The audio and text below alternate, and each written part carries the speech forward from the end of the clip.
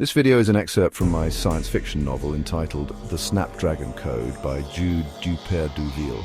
This scene takes you into the mind of Stan Rothman, the head of the Illuminati. Please watch it and learn from it.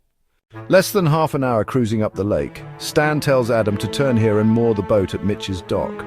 You can do it, Adam. I'll help you. Just cut the power and swing it to your right. Besides, Mitch's dock already has protective barriers in place, so we can't damage the boat. Good. Excellent. Now just reverse engines, cut and coast into your spot, just like we do at Pine Lake. Are we stopping in to see them? No, I just have a package of documents I need to deliver. It's just a business proposal.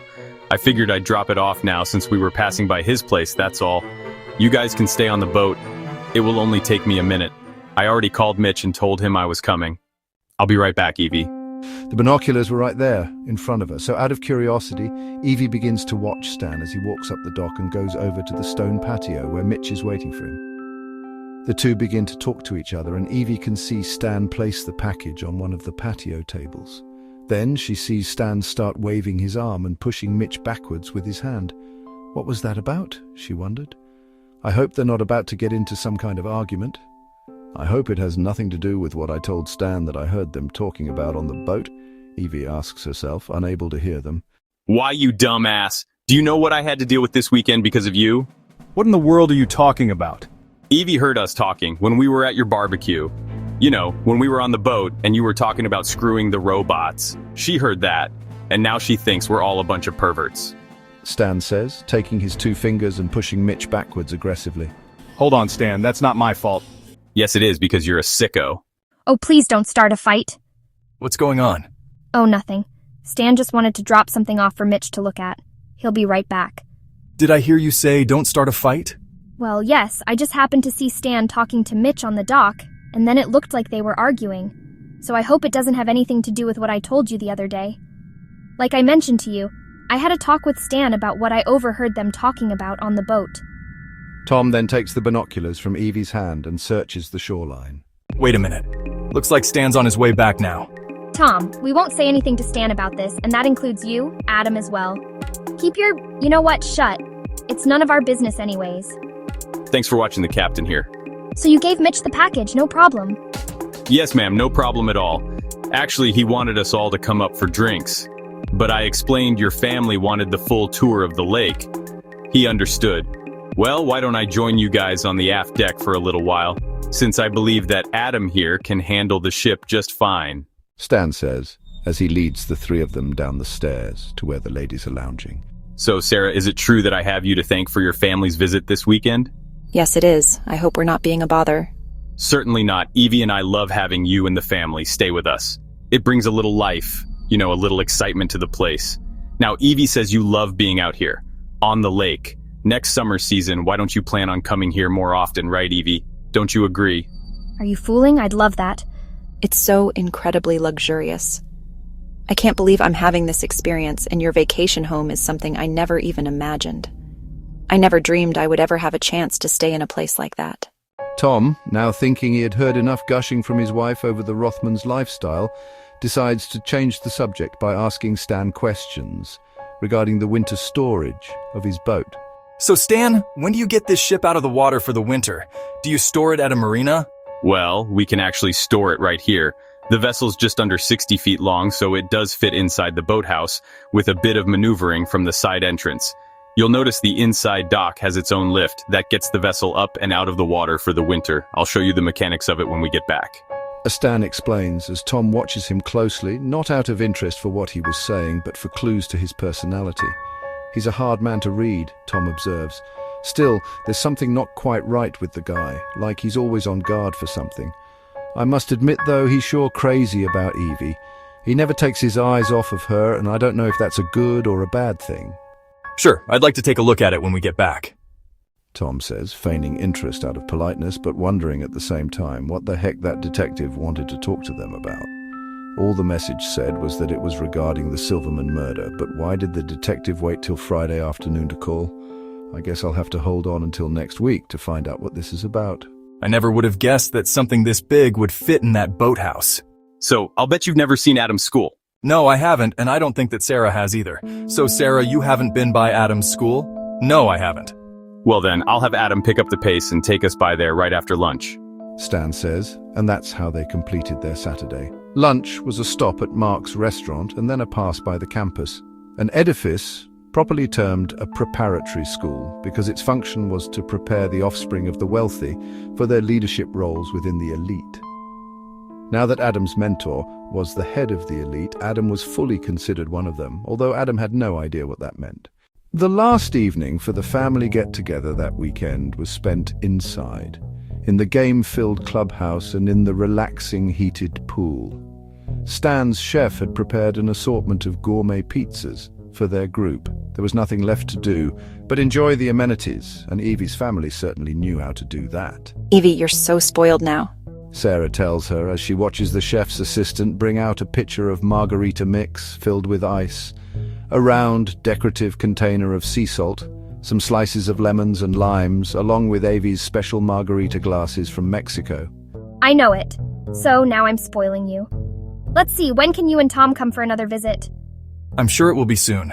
Sarah will nag me until we come back. Tom says while silently wondering what unexpected situation might change things down the road.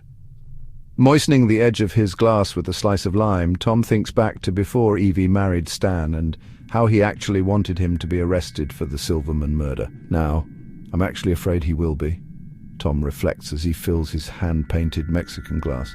It's wrong for me to think this way, but even if he did it, Stan's money and connections will probably keep him from ever being convicted. It was that crazy assessment of the situation that gave Tom some comfort. What's wrong with me? He asks himself. I'm now rooting for the bad guy, whose reputation isn't much better than Satan's. I don't know what to think anymore, but I just don't want Evie to be hurt. Damn, I hope I'm wrong about this man, Tom tells himself after spending the day with him. Tom, what planet are you on? Let the rest of us have a chance to fill our glasses, or do you want it all for yourself? Immediately, Tom puts it down and moves away from the serving table just in time to meet up with Evie. You've been a little distracted all day, Tom. What's on your mind? Nothing important, Evie. Just feeling a little fatigued, that's all. I guess I've had too much fun today. Dearest brother-in-law, you must be tired of hanging around us women all day. Do me a favor and go and ask Stan if he would like to play a game of billiards with you.